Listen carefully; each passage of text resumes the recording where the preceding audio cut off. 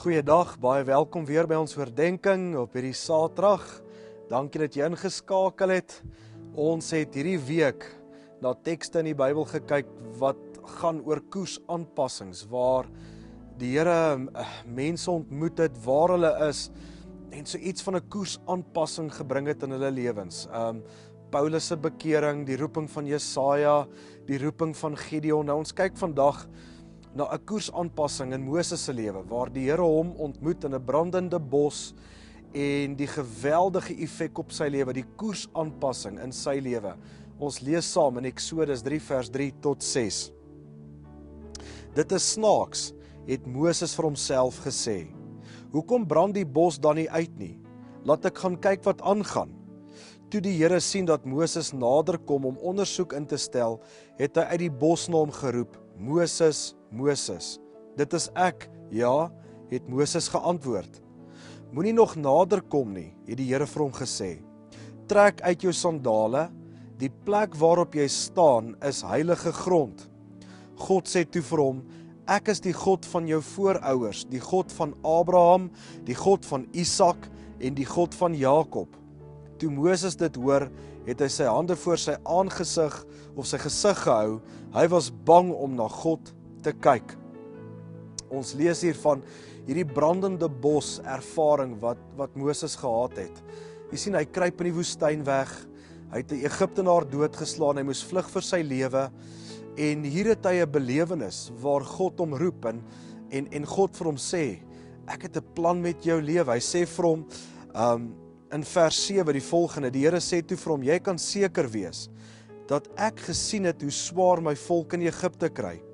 Ek het gehoor hoe hulle teen hulle slawedrywers om hulp roep. Ek is baie bewus van hoe swaar hulle kry. God roep hom en hy sê vir hom, jy moet teruggaan na Egipte, die plek waarvan jy weggehardloop het, is die plek waarheen ek jou weer stuur. Die laaste plek waar jy wil wees, die Farao se paleis, soontoe stuur ek jou weer.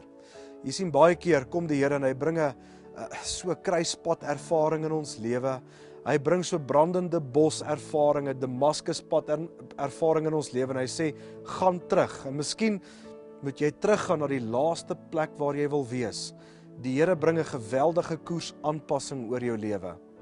En ek wil bid vandag saam met jou, dat jy sensitief sal wees, dat jy gehoorsaam sal wees, dat as daardie ervaring kom, jy sal ja sê, en jy in die geloof sal gaan, dat jy sal gaan waarheen die Here jou stuur, want onthou, hy's beskikbaar, en hy ontmoet jou waar jy is, en hy het 'n groot plan vir jou lewe. Kom ons bid saam.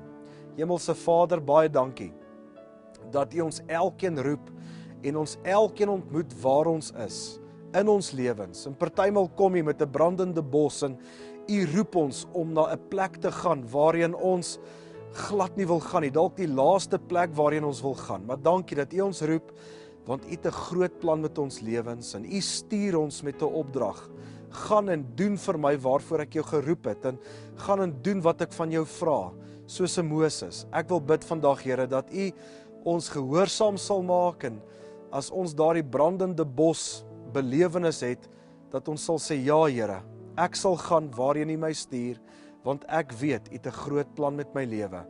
Dit bid ek vandag, in die naam van Jesus. Amen. Onthou môre ons erediens met Andries Enslin op ETV, skakel gerus in, en ons sien mekaar weer. Dankie. Geniet jou dag verder, jou naweek verder. Totsiens.